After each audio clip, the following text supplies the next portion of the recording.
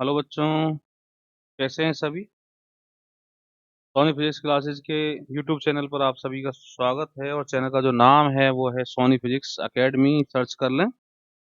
और बता दें कि इस चैनल पर आपको बहुत बड़ी बात है, इस चैनल पर आपको आईआईटी जैम फिजिक्स की पूरे सिलेबस की वीडियोज बिल्कुल फ्री ऑफ कॉस्ट उपलब्ध है। और अभी तक जो हमने किया है वो इलेक्ट्रिसिटी एंड मैग्नेटिज्म एक यूनिट कंटिन्यूस में अभी चल रही है, जो लाइव चलती है। और ये लाइव कब चलती है? शाम को 5:10 पर आप लाइव आ जाएं डेली। आज से कंटिन्यूस रहेगी वो।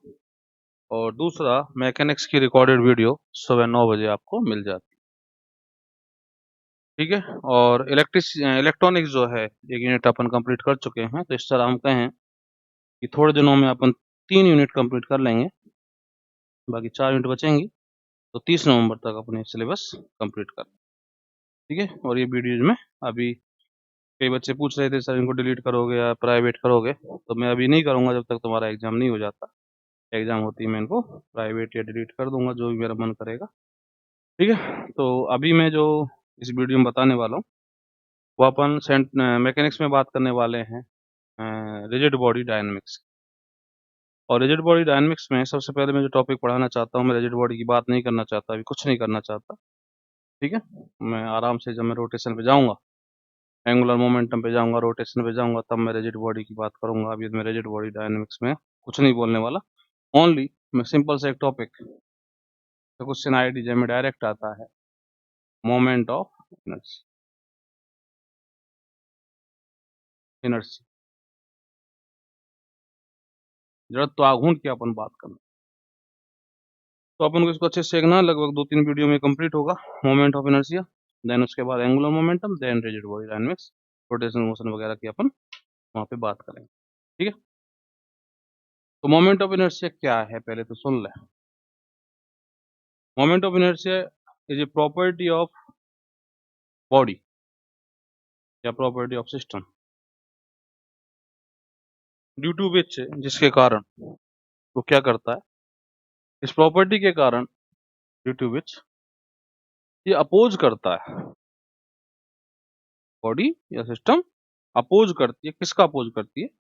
उसकी स्टेट का, कि बॉडी की स्टेट का। स्टेट का मतलब कि वो रेस्ट में है या यूनिफॉर्म मोशन में। ठीक है, जो भी है। यदि वो रेस्ट में है तो मोमेंट ऑफ इनर्शिया चाहेगा कि ये रेस्ट में रहे, रोटेशन ना करे। क्या नहीं करे? रोटेशन। ठीक है ना।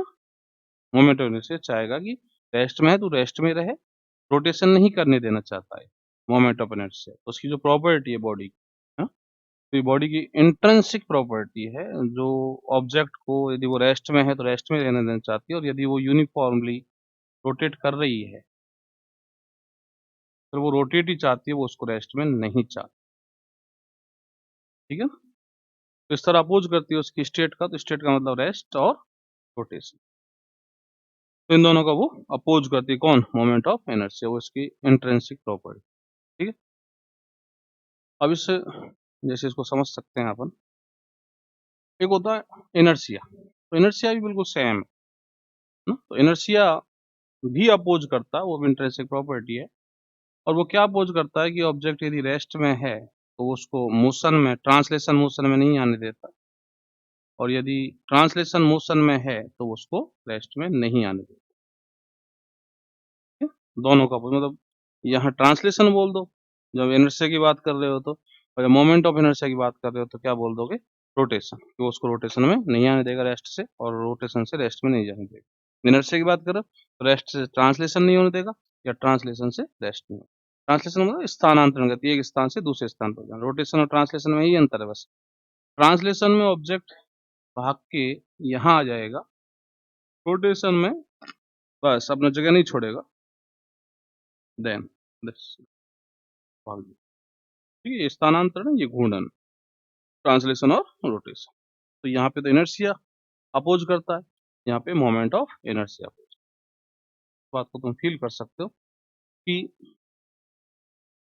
क्या कहते हैं, एक स्लोप है यहाँ पे, और इस स्लोप पे दो ऑब्जेक्ट है। तो छोटा ऑब्जेक्ट, इसको मैंने छोड़ दिया, बोले तुम जाओ स्लिप करो। है ना? मैं इसको ऐसे करता हूँ, तो मैं ट्रांसलेशन की बात करना चाहता हूँ, इससे मैं तुम्हें अच्छे से समझा पाऊंगा। तो मैंने कहा तुम जाओ स्लिप करो, ये भागी बेचारे, भागी भागी भागी, यहाँ तुम खड़े, तो इसको रोक पाओगे तुम? छोटी वस्तु है, बहुत छोटी, है ना? 5 रुपए का सिक्का, तो 5 रुपए के सिक्के को तुम, कॉइन है 5 रुपए का, तो उसको तो रोक लोगे ना? क्यों रोक लिया? क्योंकि इनर्शिया इसका कम है, इसका इनर्शिया क्या है? कम है, ठीक है ना? तो अपोज तो कर रहा है, वो अपोज तो कर रहा है, मतलब उसको ट्रांसलेशन से रेस्ट में नहीं आने देगा। ये इनर्शिया जो है ट्रांसलेशन से रेस्ट में नहीं आने देना चाहता है, इसका जो इनर्शिया है वो इसको ट्रांसलेशन से रेस्ट में नहीं आने देना चाहता है। अपोज तो कर रहा है, पर कम अपोज कर रहा है, बोल चली जाए यार रेस्ट, है ना, कोई दिक्कत नहीं है मुझे, कम अपोज कर रहा है, तो इसलिए तुम आसानी से रोक पा रहे हो। यहाँ मैं छोटी ऑब्जेक्ट ना लेके बड़ा बक्सा लेता जिसमें पत्थर भरे हुए हैं, मगर जा बेटी स्लिप हो जा, स्लिप हो रही है, मान लो स्लिप हो रही है, क्या रोक पाओगे? नहीं रोक पाओगे। क्यों नहीं रोक पाओगे? इसका इनर्शिया बहुत ज्यादा है। इनर्शिया को जो हम मेजर करते हैं मास से मेजर करते हैं, मास ज्यादा देन इनर्शिया ज्यादा, मास कम देन इनर्शिया। ठीक है, मैं मोमेंट ऑफ इनर्शिया की बात नहीं कर रहा हूँ, इनर्शिया की बात कर रहा हूँ, उससे समझा पा रहा हूँ तो इसका इनर्शिया बहुत ज्यादा है, अपोज बहुत ज्यादा है, ट्रांसलेशन है, तो इनर्शिया चाहता है तो ट्रांसलेट ही होती रहे, तो रो रेस्ट में मत आ, तो ये अपोज कर रहा ज्यादा, ये तुमको रोकने नहीं देगा, तुम नहीं रोक पाओगे। ठीक है, इस कारण से अपन छोटे ऑब्जेक्ट को और बड़े ऑब्जेक्ट को नहीं रोक पाते। ओके, ठीक है, तुमको पता है ना ये बात तो, कि यदि कहीं सोच रहे हो ऐसे कि सर जी बड़ा ऑब्जेक्ट हो गया तो स्पीड ज्यादा होगी, नहीं, यदि यहाँ फ्रिक्शन जीरो है, यहाँ क्या है फ्रिक्शन जीरो, तो बड़ा हो चाहे छोटा हो, यदि सेम हाइट से छोड़े गए हैं, हाइट यदि दोनों सेम है, तो स्पीड सेम जगह पे सेम ही रहेगी। ठीक है, एक्सेलरेशन नॉट डिपेंड मास, यहाँ जो एक्सेलरेशन होगा वो मास पे डिपेंड नहीं करेगा। जब एक्सेलरेशन मास पे डिपेंड नहीं करेगा, तो एक्सेलरेशन जब मास पे डिपेंड नहीं कर रहा है, अरे क्यों नहीं है एक्सेलरेशन मास पे डिपेंड? क्योंकि यहाँ पे जो एक्सेलरेशन आने वाला है ना, वो आने वाला जी साइन थीटा, क्या आने वाला? जी साइन थीटा। थीटा क्या है सर? थीटा ये है, चलो ये बताऊंगा तुमको, थोड़ा सा काइनेमेटिक्स पढ़ाऊंगा तब। तो थीटा यहाँ पे है, देन जी जी साइन थीटा से आ रहा है, तो इसका जो एक्सेलरेशन है वो मास पे डिपेंड नहीं कर रहा, मास पे डिपेंड नहीं कर रहा। जब एक्सेलरेशन मास पे डिपेंड नहीं करेगा तो स्पीड तो कहाँ से करेगी, है ना? तो यहाँ पे स्पीड मास पे डिपेंड नहीं करेगी, देन छोटा हो चाहे बड़ा हो सेम स्पीड, यदि सेम हाइट से छोड़ा हो सेम जगह पे तुम पकड़ रहे हो तो। ठीक है, तो हाइट वाइट पे डिपेंड करती है ना स्पीड तो। ठीक है, तो छोड़ो, ऐसा मत सोचना बस इस जीवन के लिए कि ये बात कि हमारे से बड़ा ऑब्जेक्ट है तो बड़ी ज्यादा स्पीड, छोटा ऑब्जेक्ट है तो छोटी स्पीड, तो जनरली अपन को ऐसे लगता है कि फ्रिक्शन आ जाता है, तो फ्रिक्शन से एक्सेलरेशन मास पे डिपेंड कर जाता है। ठीक है, चलो, तो अब मैं मोमेंट ऑफ इनर्शिया की बात करूँ तो moment of inertia is a property of object which due to which this object or body or system oppose the state rest or uniform motion। ठीक है, फॉर्मूले क्या हैं इसके? सबसे पहली बात एक और सुन लें कि moment of inertia is depend on, लिख लें, number 1 mass, number 1 shape, number 3 size, number 4 distribution, mass distribution, mass, mass shape size, mass distribution and direction, direction in sense with respect to axis. Mass पर depend करता है, shape पर depend करता है, size पर depend करता है, mass distribution पर डिपेंड करता है, और डायरेक्शन पर, डायरेक्शन मतलब अलग अलग एक्सिस के रेस्पेक्ट में अलग अलग होता है एक ही ऑब्जेक्ट। ठीक है, तो एक ही ऑब्जेक्ट का तो मास चेंज कर दोगे तो चेंज हो जाएगा, शेप चेंज कर दोगे तो चेंज हो जाएगा, साइज चेंज कर दोगे चेंज हो जाएगा, उसका मास डिस्ट्रीब्यूशन चेंज कर दोगे तो भी चेंज हो जाएगा। ठीक है, डिस्क है कोई, कोई डिस्क है यहाँ पे, पूरा लकड़ी की डिस्क है, शक्ति सर्कुलर डिस्क है, तो इसका मास है एम, रेडियस कैपिटल आर है। तो मैं तुमको कई बार बता चुका हूँ मास कहाँ होता है, जहाँ मैटर होता है, मैटर मतलब लकड़ी, वुडन, तो जो लकड़ी है वो वुडन है ना, चलो प्लास्टिक की बोलो, प्लास्टिक की लकड़ी, सॉरी प्लास्टिक की डिस्क है, तो प्लास्टिक की डिस्क है तो प्लास्टिक कहाँ पे, यहाँ पे है, प्लास्टिक यहाँ पे है, देन मास यहाँ, mass is here, then it depend on mass, radius, जो साइज है वो डिस्क से, तो यदि मैं इसको ऐसा कर दूं देन चेंज हो जाए, then same mass, shape change कर दिया, साइज मैंने इसको बड़ा कर दिया, पतला कर दिया, पतला दबा दबा के पतला कर दिया, रेडियस बढ़ा दी, तो चेंज हो जाएगा। डिस्क की मैंने इसी डिस्क की तो पिघलाया ना, पिघला दिया, पिघलाने के बाद मैंने इसकी रिंग बना दी, मतलब रिंग बनाने का मतलब मास यहाँ ले आया, मास को कहाँ ले आया, यहाँ पे, रिंग में देखा ना, रिंग में मास कहाँ होता है, यहाँ पे, क्या, देन इसका मोमेंट ऑफ इनर्शिया चेंज हो, समझ गए, ओके। तो ये मास डिस्ट्रीब्यूशन चेंज कर दिया मैंने, मास डिस्ट्रीब्यूशन मतलब पहले तो मास यहाँ था, अब मैंने मास यहाँ कर दिया, मास डिस्ट्रीब्यूशन चेंज होते ही क्या हुआ, चेंज हो गया कौन, मोमेंट ऑफ इनर्शिया, ठीक है। दूसरा, ये जो है एक टेंसर, सेकंड ऑर्डर, याद रखेंगे, सेकंड ऑर्डर टेंसर है, क्योंकि इसके 9 कंपोनेंट होते हैं थ्री डायमेंशन में, थ्री डायमेंशन में कितने कंपोनेंट है, 9 कंपोनेंट है, इसलिए इसको सेकंड ऑर्डर टेंसर भी कहते हैं, ठीक है। टेंसर ना तो स्केलर है ना वेक्टर है, क्या है, टेंसर, ठीक है, ओके। ये बातें लिख लें, ध्यान रखें, बिल्कुल ध्यान रखें। आ जाता है क्वेश्चन, अब मैं मोमेंट ऑफ इनर्शिया के कुछ फॉर्मूले छोटे मोटे, एक जो मेन फॉर्मूला वो सुने ध्यान से, ये एक ऑब्जेक्ट है, बहुत नन्हा सा ऑब्जेक्ट है, इसका मास बड़ा नन्हा सा एम है, बहुत नन्हा सा, जिसको मुझे डीएम लिखना चाहिए पर मैं एम लिख रहा हूँ, और यहाँ एक एक्सिस है, और इस एक्सिस से, सॉरी इस मास से एक्सिस की परपेंडिकुलर डिस्टेंस, बिल्कुल गौर कर लें, परपेंडिकुलर डिस्टेंस आर, परपेंडिकुलर शब्द पर गौर कर लें कि मास से परपेंडिकुलर लो एक्सिस पर, वो डिस्टेंस आर है, then with respect to that axis, mass का इस एक्सिस के रेस्पेक्ट में जो मोमेंट ऑफ इनर्शिया होता है वो ये होता है, बस ये फॉर्मूला तुम याद रखें, बाकी कुछ भी जरूरत नहीं है याद रखने, है ना, तो इससे हम सारे मोमेंट ऑफ इनर्शिया डिटरमाइन कर सकते, ओके। तो यहाँ स्मॉल मास है, ध्यान दें, पॉइंट मास है, डीएम बोल सकता हूँ मैं इसको, कुछ बोल सकता हूँ, then moment of inertia with respect to that axis, this और r is the perpendicular distance of mass with क्या कहते हैं, एक्सिस, ये परपेंडिकुलर डिस्टेंस है मास एक्सिस। अब मैं तो सिंपल सी बात, ज़्यादा खतरनाक बात मैंने कुछ भी नहीं की, ठीक है। मोमेंट ऑफ इनर्शिया एक बात बता दी मैंने तुमको, क्या काम करता है, क्या काम नहीं करता, तो अपन को इसके न्यूमेरिकल निकालने हैं मेनली, देन प्रिंसिपल एक्सिस वाला जो टॉपिक है वो अपन क्लियर करना, बहुत अच्छे से क्लियर करना, क्या होती है प्रिंसिपल एक्सिस, है ना, वो है मेन टॉपिक, ये तो ठीक है, ये तो अपन 11th में पढ़ के आते हैं, ठीक है ना।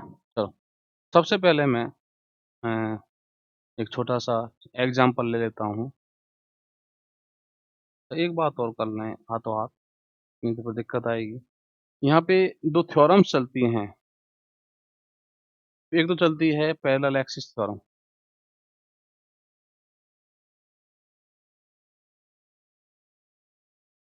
और एक चलती है परपेंडिकुलर एक्सिस थ्योरम।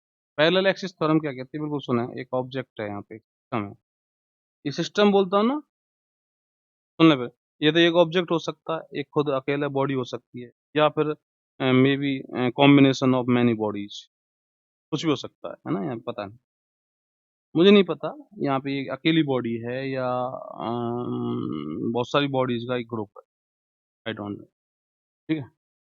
अब इसमें यहाँ एक सेंटर ऑफ इसकी ग्रेविटी है, जिसको अपन जनरली सेंटर ऑफ मास भी कहते हैं, सेंटर ऑफ ग्रेविटी, इस सेंटर ऑफ ग्रेविटी से एक एक्सिस जा रही है, इसका मास जो है पूरे सिस्टम का वो एम है, इसके पैरेलल यहाँ पे एक एक्सिस और है, इसका मैं नाम दे देता हूँ मैं ए प्राइम, ये पैरेलल है दोनों, एक तो सेंटर ऑफ ग्रेविटी जा रही है और दूसरी इसकी पैरेलल है, और डिस्टेंस कितनी है बीच में, डी, देन ये थ्योरम क्या कहती है, ये थ्योरम ये कहती है कि यदि इस एक्सिस के रेस्पेक्ट में इस सिस्टम का moment of inertia I naught है और इसके रेस्पेक्ट में आई है, then I is equal to I naught plus m और distance between two axis parallel axis का ये कहलाती है पैरेलल एक्सिस कर्व। ठीक है, और ये किसी भी ऑब्जेक्ट पर लगेगी, 2D पर भी लगेगी, 3D पर भी लगेगी, सब पर लगेगी। ठीक है, तो इसको नोट कर लें। दूसरा, परपेंडिकुलर एक्सिस, आप लोगों को डेरिवेशन नहीं देखना है, परपेंडिकुलर एक्सिस थ्योरम। तो वो क्या कहती है, वो ये कहती है कि भैया मैं जब लगूंगी तो 2 डायमेंशन पर लगूंगी, 3 डायमेंशन पर नहीं लगूंगी। सुन ले ध्यान से। तो यहाँ पे एक 2 डायमेंशनली एक ऑब्जेक्ट लिया है, ठीक है, और यहाँ पे दो एक्सिस ये ली हैं, एक्स और वाई। बिल्कुल गौर करें, दोनों परपेंडिकुलर हैं और इसी प्लेन में, ये जो बॉडी का प्लेन है इसी में है, और तीसरे एक्सिस इसके परपेंडिकुलर, प्लेन के परपेंडिकुलर है, और तीनों एक्सिस का जो इंटरसेक्ट पॉइंट है वो एक ही, तीनों एक ही पॉइंट पर इंटरसेक्ट कर रही हैं, तीनों परपेंडिकुलर भी हैं। देन इसके रेस्पेक्ट में यदि आई जेड है, इसके रेस्पेक्ट में आई एक्स है इसी बॉडी का, मैंने कहा था ना कि एक ही ऑब्जेक्ट का अलग अलग एक्सिस के रेस्पेक्ट में मोमेंट ऑफ इनर्शिया अलग अलग होता है, इसी कारण से टेंसर है। ठीक है, तो I z equal to I x plus, हर बात पे गौर कर ले, जो जो मैंने बोला है 2 डायमेंशन में लगेगी, दूसरा तीनों परपेंडिकुलर होनी चाहिए, एक ही पॉइंट से जानी चाहिए, है ना, और जो परपेंडिकुलर एक्सिस है ये वाली, उसके रेस्पेक्ट में दिस ये परपेंडिकुलर एक्सिस थ्योरम। ठीक है, तो पैरेलल एक्सिस थ्योरम हो गई, परपेंडिकुलर एक्सिस थ्योरम हो गई। नेक्स्ट में अब मैं जाता हूँ सीधा अपने काम पर। तो एग्जाम्पल लेता हूँ मैं, सस्ता एग्जाम्पल, कि मेरे पास एक रॉड है, कि मैं लेंथ ही कंसीडर कर रहा हूँ, एक एक बात पे मेरी गौर कर लेने से एग्जाम्पल में। ठीक है, चलो इसकी मैं लेंथ कंसीडर कर रहा हूँ, थिकनेस में कंसीडर, सॉरी ये जो, हाँ जो भी है, विड्थ जो है मैं कंसीडर नहीं कर रहा हूँ। करेंगे तो क्या होगा, नहीं करेंगे तो क्या होगा, दोनों ही बातें अपन को देखनी है। ठीक है, इसका जो मास है वो m है, और इसकी जो डेंसिटी है, मास डेंसिटी, मास डेंसिटी वो यूनिफॉर्म। सब बातों पे गौर कराऊंगा, बिल्कुल ध्यान सुनना। यहाँ एक एक्सिस है जो इसके परपेंडिकुलर, लेंथ के परपेंडिकुलर एक एज को टच कर रही है, एक किनारे को टच कर रही है, एक एज को टच कर रही है, और इस एक्सिस का नाम है A dash, A prime. Then determine moment of inertia of this rod with respect to that axis. तो मैं स्टेप बाय स्टेप बोल रहा हूँ, सुनते जाना ध्यान से। सबसे पहले यहाँ पे तुमको क्या करना है, एक एलिमेंट लेना, एलिमेंट लेना। जब हम एलिमेंट लें, फर्स्ट स्टेप बोला मैंने एलिमेंट लेना। जब हम एलिमेंट लें तो एलिमेंट लेते समय दो बातों का बिल्कुल ध्यान रखना है, मैंने पहले भी एक बार वीडियो में कहा ही है, कि जब भी हम कहीं भी एलिमेंट लेते हैं, है ना, तो एक बात का मुख्यतः ध्यान रखते हैं कि उस एलिमेंट को मूव कराने से पूरी बॉडी कवर हो जानी चाहिए, कहीं भी कोई कोना नहीं छूट जाए, कोई कॉर्नर लेफ्ट ना हो जाए अपन से, है ना। एक बात तो हमेशा कहता हूँ। दूसरी बात यहाँ स्पेशली ये कहूँगा कि यहाँ जब भी एलिमेंट लें तो एक ऐसा एलिमेंट लें, दो बातों को ध्यान में रखते हुए। पहली बात कि उसको यदि हम मूव कराएं, मूव कराने का मतलब हाथ से पकड़ के ऐसे सोचे कि एलिमेंट को मूव करा रहे हैं तो पूरी बॉडी कवर हो रही है, या मूव कराने का दूसरा मतलब क्या है कि अपन छोटा बड़ा करें उसको, एलिमेंट को छोटा बड़ा करें तो पूरी बॉडी कवर हो गई। दो मतलब होते हैं मूव कराने। ठीक है, तो मूव कराने से पूरी बॉडी कवर होनी चाहिए। दूसरा जो है इसमें, इस मोमेंट ऑफ इनर्शिया के लिए दूसरा जो है, जो बात ध्यान रखनी है वो ये है कि भैया उस एलिमेंट का भी मोमेंट ऑफ इनर्शिया उसी एक्सिस के रेस्पेक्ट में पता होना चाहिए जिस एक्सिस के रेस्पेक्ट में पूरी बॉडी का पूछा गया है। ठीक है, तो मुझसे पूछा गया है इसके रेस्पेक्ट में, तो मुझे एलिमेंट का भी इसी के रेस्पेक्ट में मोमेंट ऑफ इनर्शिया पहले से पता होना चाहिए।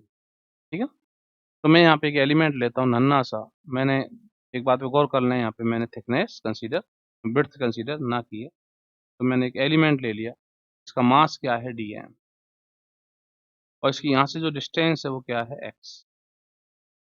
मेरा एक्स मतलब ओरिजिन मेरा यहाँ पे, ओके। तो ये जो विड्थ हो जाएगी इसकी जो विड्थ है ये वाली हो जाएगी, ये जो यहाँ पे विड्थ है क्या हो जाएगी dx, क्योंकि x डायरेक्शन में काम कर रहा हूँ इसलिए क्या हो जाएगी dx। y डायरेक्शन में काम कर तो dy, r डायरेक्शन में dr, वो अपने जनरली अपन देखा है, ठीक है, ओके। चलो क्लियर है। तो देख लो एलिमेंट को यदि तुम मूव कराओगे तो पूरी बॉडी कवर हो रही है। दूसरा, इस एलिमेंट का इससे इसके रेस्पेक्ट में मुझे मास मोमेंट ऑफ इनर्शिया पता है, तो moment of inertia of element with respect to this axis is, मैं कहाँ से लिखूंगा, अभी मैं थोड़ी देर पहले लिखा था कि moment of inertia of a point mass with respect to this axis is mass into perpendicular distance का square, then mass is here dm और distance is x square, perpendicular distance और खत्म। तो ये यदि तुम लिख पाते हो, यदि ये लिख पाते हो तो फिर कुछ भी नहीं बचा। अब पूरी बॉडी का निकालना है, पूरी बॉडी के लिए तो इसको क्या करना है, इंट्रीगेट कर दो। इंट्रीगेट करें तो dm इंटू, एक एक बात पर अपन बहुत अच्छे से गौर करें, ओके, ठीक है। अब यहाँ पे मुझे dm की वैल्यू, क्योंकि मैं इंटीग्रेशन तो कर नहीं पाऊंगा क्योंकि यहाँ x है और यहाँ dm है, मैं नहीं कर पाऊंगा, तो dm की वैल्यू मैं यहाँ पे रखूंगा। तो dm की वैल्यू देखो कैसे रखेंगे, देखो रो कैसा है यहाँ पे, यूनिफॉर्म। रो यूनिफॉर्म होने का मतलब मैं बता चुका हूँ, डेंसिटी यूनिफॉर्म होने का मतलब है कि यहाँ पे जो मास है सब जगह सेम सेम डिस्ट्रीब्यूट, बिल्कुल सेम डिस्ट्रीब्यूट। ऐसा नहीं है कि यहाँ यहाँ यहाँ अ, आधी लेंथ में मास ज्यादा है और आधी लेंथ में कम है, ऐसा नहीं है, सेम बिल्कुल same distribute, same distribute, uniform होने। तो अपन इलेक्ट्रो स्टैटिक में देख चुके हैं ऐसा, हाँ, वहाँ पे चार्ज की बात हो जाती है, मास की बात हो रही है।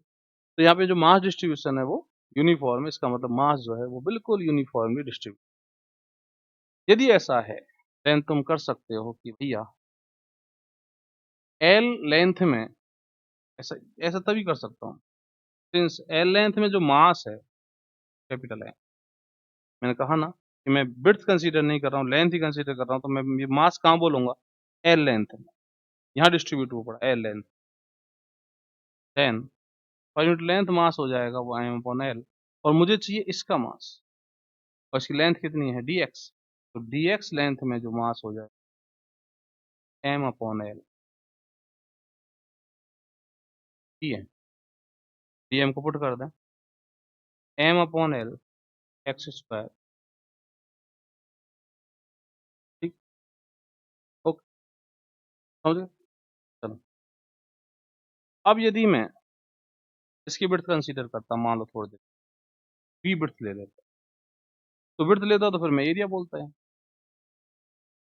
तो मास इस एरिया में डिस्ट्रीब्यूट, एरिया क्या होता L into V, L into V area, तो L into V area mass इतना, then per unit length per unit area mass this, और इसका एरिया क्या होता, इसका एरिया होता डी एक्स इंटू वी, तो पी डी एक्स में मैं डिटरमाइन करता M upon L B into P D X, then क्या आता एम अपॉन एल, वही।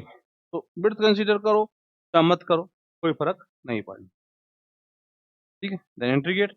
अब लिमिट, लिमिट की बात करते हैं, तो लिमिट के लिए मैं बता रखा है, इस एलिमेंट को पकड़ो और इस क्वांटिटी को देखो, एक्स को देखो यहाँ पे कि एक्स कहाँ से कहाँ तक वेरी होता है। तो एक्स इसको पकड़ा मैंने, यहाँ लाया, तो यहाँ लाया तो एक्स का मान 0 हो गया, और जब मैं इसको यहाँ ले गया तो एक्स का मान कैपिटल एल हो गया, तो लिमिट होगी 0 से कैपिटल एल। सॉल्व इट, क्या हो जाएगा आई ए बराबर एम एल स्क्वायर, याद रखें डायरेक्ट, कोशिश करें ज़्यादा से ज़्यादा याद रखने, ठीक है, ओके। चलो अब इसी में मैं थोड़ा सा चेंज करता हूँ, ये याद रखें बिल्कुल, M L square by 3 uniform mass distribution है, तो एम एल स्क्वायर बाई, ठीक है। अब यदि ये ऐसा होता नहीं, यहाँ पे जो मास डिस्ट्रीब्यूशन है वो यूनिफॉर्म नहीं होता, डेंसिटी यूनिफॉर्म नहीं होती, और ये कहता है ये जो है ऐसा है, देन व्हाट, तब भी हम यही करते, आई A dash entry DM, DM की वैल्यू वही, अब डीएम की वैल्यू ये नहीं आई, डीएम की वैल्यू अब यहाँ से कहाँ से निकालोगे, तो हम क्या कहेंगे भैया, रो को मैं लिखूंगा डीएम ओवर डी एक्स बराबर, मैंने एक दिन कहा था तुमसे अपन बच्चे सोच रहे होंगे सर डेंसिटी बराबर तो मास अपॉन वॉल्यूम होता नहीं, ठीक है ना, हमेशा मत करो। तो देखो तुम क्या कंसीडर करते हो, मैं लेंथ कंसीडर कर रहा हूँ, मुझे सवाल ने लेंथ के लिए बोला है, मैं विड्थ के लिए मना कर रहा, बोले विड्थ छोड़ो, ठीक है ना। यदि वो विड्थ के लिए बोलता तो मैं d M over d area कर देता, और यदि वॉल्यूम के लिए बोलता थिकनेस भी दे देता इसकी, मान लो T, length B, length L, width B, thickness T, then मैं वॉल्यूम कंसीडर कर लेता। बोलो, ठीक है ना, वॉल्यूम आ जाता है ना। थोड़ा सा गौर करें, अभी मैं रोक रहा हूँ इस बात को, मैं एक बात करना चाहता हूँ तुमसे। देखो मास कहाँ है, जहाँ मैटर है, मैटर तुमको दिखेगा। अब जैसे ये है, अब इसको मैं पूरे को सॉलिड मान लेता हूँ, तो इसका मास कहाँ होगा जहाँ इसका मैटर, मैटर कौन है, प्लास्टिक, प्लास्टिक जब तुम सॉलिड बोल रहे हो इसको, ना, प्लास्टिक कहाँ है, वॉल्यूम में है ना, तो इसका मास डेंसिटी का जो फॉर्मूला बनेगा, मास अपॉन वॉल्यूम बनेगा। बाल है, अब बाल की मैं मोटाई कंसीडर ना करूँ, थिकनेस कंसीडर ना करूँ, तो उसका जो मास है ना, वो कहाँ है, लेंथ में है, क्योंकि उसका जो मैटर है, जो किसी का बना होता है, केराटिन पेराटिन का बना होता है, तो उसका जो मैटर है केराटिन, वो लेंथ में डिस्ट्रीब्यूट है, देन मास लेंथ में है। तो वहाँ डेंसिटी बनती मास अपॉन लेंथ। अब ये पेपर है, अब इसका मास यदि मैं इसकी थिकनेस ना लूँ, देन एरिया में डिस्ट्रीब्यूटेड है। क्या है, इसका जो कागज है, पेपर, पेपर तो ऑब्जेक्ट है, कागज इसका मैटर है, तो कागज का जो मास है वो एरिया में डिस्ट्रीब्यूटेड है, यदि मैं थिकनेस कंसीडर नहीं कर रहा हूँ तो। बोलो, तो वहां पे डेंसिटी क्या बनेगी, मास अपॉन एरिया। यदि मैं थिकनेस भी कंसीडर कर रहा हूँ तो मास अपॉन वॉल्यूम। ओके, तो डेंसिटी का फॉर्मूला फिक्स ना रखें, है ना, डेंसिटी का कोई फॉर्मूला नहीं होता, अपने दिमाग से काम लो, ठीक है। तो मास अपॉन वॉल्यूम भूल जाओ, जैसा वो कहे वैसा करो। तो यहाँ पे मैं इसको मैं लिखूंगा डी एम ओवर, ठीक है। और मुझे यदि मान लो ऐसे लिखना पड़ता, एरिया बोल देता, बोले बी, तो मैं d M over d A, इसमें क्या है, अब एरिया क्या लिखता, डी ए, अब डी ए तो इसका एरिया लिखता ना मैं, तो इसका एरिया क्या होगा, बी डी एक्स, बी, तो बी उधर आ जाता।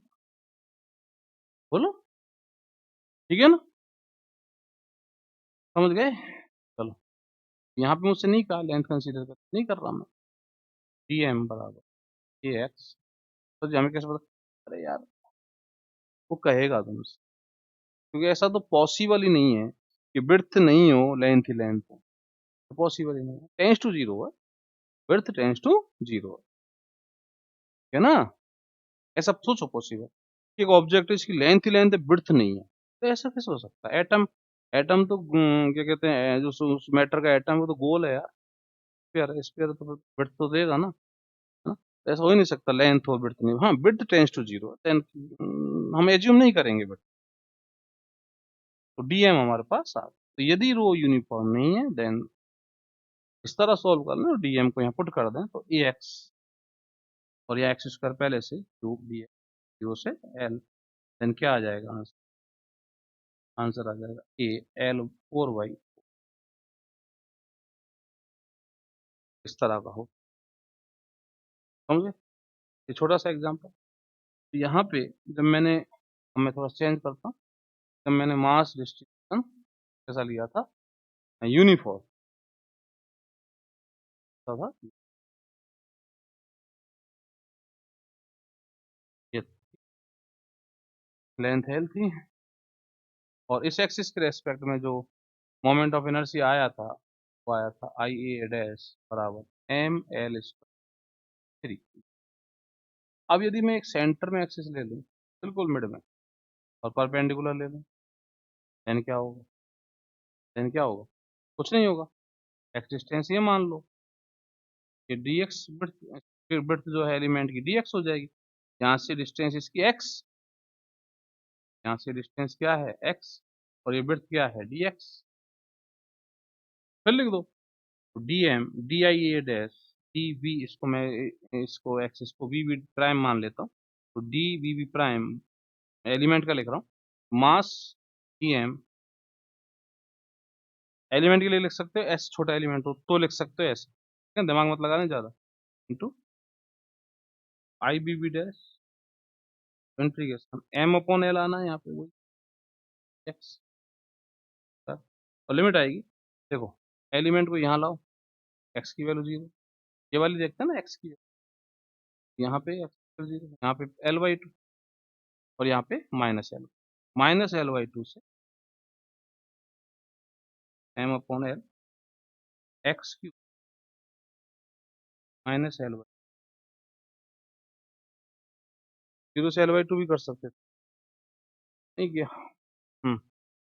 एम अपॉन एल की और बाहर निकालो, ये क्या हो जाएगा, L3/8 प्लस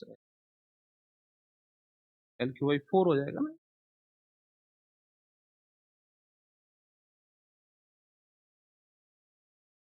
सही है।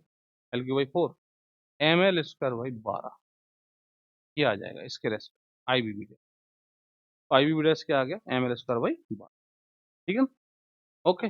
और वो ये यहाँ के रेस्पेक्ट में ml²/3, ठीक है ना। तो मैंने हर पॉसिबिलिटी यहाँ पे ली है एक ही एग्जाम, ठीक। अब इसी को यहाँ से देख, एक एक्सिस यहाँ थी बिल्कुल मिड में, एक एक्सिस यहाँ है, इसके रेस्पेक्ट में मुझे पता करना है, मान लो चलो इसके रेस्पेक्ट में पता है ml², इसके रेस्पेक्ट में पता कर, दोनों के बीच की डिस्टेंस L/2, मास इसका ये बीच का, तो यहाँ पे मैं पैरेलल एक्सिस थ्योरम लगा सकता हूँ। पैरेलल एक्सिस थ्योरम क्या कहती है, इस एक्सिस के रेस्पेक्ट में मोमेंट ऑफ इनर्शिया बराबर सेंटर ऑफ ग्रेविटी से जाने वाली जो एक्सिस, यहाँ तो इसका सेंटर ऑफ ग्रेविटी है, तो ये एक्सिस सेंटर ऑफ ग्रेविटी जाने वाली, सेंटर ऑफ ग्रेविटी से जाने वाली एक्सिस प्लस मास इनटू जो बीच में डिस्टेंस है, डिस्टेंस है L/2 स्क्वायर, I0 इसका ml²/12 प्लस ml² कितना हो गया, ml²/4 तो बाहर आ गया, 1/3 प्लस 1 क्या हो जाएगा, ml²/3, वही आंसर आ गया, पैरेलल एक्सिस थ्योरम से हो गया, बोलो ठीक है ना, ओके। अब मेरी एक दूसरी बात पे गौर करना,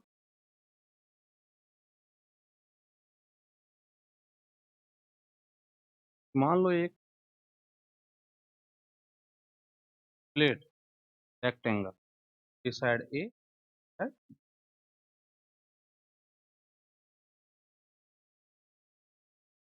ठीक है। अब तुमसे पूछे रेस्पेक्ट, तो देखो कैसे बताओ डायरेक्ट, बाकी निकालना चाहो तुम निकाल लेना, ठीक है। तो इसके रेस्पेक्ट में जो लिखूंगा मैं, I बराबर ma², रोड वाले से लिखा है मैंने इसको, वहां देखा था तुमने जो एक्सिस थी उसके परपेंडिकुलर लेंथ माइल थी ना, यहाँ पे ए, और यदि मुझसे इसके रेस्पेक्ट में पूछी, रेस्पेक्ट में, तो मैं इसके रेस्पेक्ट में लिखूंगा I2 ma² लिखूंगा ना, मुझसे इसके रेस्पेक्ट में पूछी, इसके रेस्पेक्ट में मैं लिखूंगा mb²/3, और यदि मुझे इसके रेस्पेक्ट में पूछी जो मिड से जा रही है, mb², कोई दिक्कत। अब तुमसे कहीं से पूछ रहे हो कि सर जी एक्सिस के रेस्पेक्ट में, ये तो आसान है, देखो देखो, एक तो ये एक्सिस और ये तीनों परपेंडिकुलर है, तीनों का इंटरसेक्ट पॉइंट एक है, तीनों परपेंडिकुलर है, तीनों का इंटरसेक्ट पॉइंट एक, ये दोनों प्लेन में ही है और ये प्लेन के परपेंडिकुलर एक्सिस पर हम रख सकते हैं, तो इस एक्सिस के रेस्पेक्ट में बराबर, एक्सिस के respect moment of inertia is equal to this plus this, बोलो आई, मैं I5 कह देता हूँ, I5 बराबर this plus this, plus this कितना हो गया m/12 प्लस, इसके रेस्पेक्ट पूछे लगा दो, ये और ये एक्सिस परपेंडिकुलर, इंटरसेक्ट पॉइंट एक, ये दोनों प्लेन में, ये परपेंडिकुलर, फिर लगा लो, आ जाएगी। कहीं के पूछ आराम से बता, बोलो, ठीक है ना। किसी भी एक्सिस के रेस्पेक्ट अब तुम आराम से यहाँ पे बता सकते हो, पैरेलल एक्सिस थ्योरम लगा दो, परपेंडिकुलर लगा दो, तुम्हारा है। पर ध्यान रखना ये सब कुछ तब है जब मास डिस्ट्रीब्यूशन यूनिफॉर्म, ठीक है।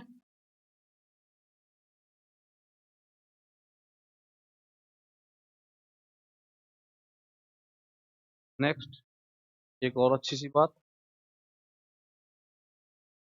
एक रॉड है, मैं लेंथ ही कंसीडर करूंगा, मास डिस्ट्रीब्यूशन यूनिफॉर्म, मैं चक्करों में नहीं फंसना चाहता, मतलब फंसने का मतलब मैथमेटिक्स नहीं बढ़ाना चाहता, सिखा चुका हूँ तुमको, अब तो कोई दिक्कत नहीं है तुमको। अब यहाँ पे चलो, यहाँ से छोड़ो, यहाँ पे एक एक्सिस है ऐसे,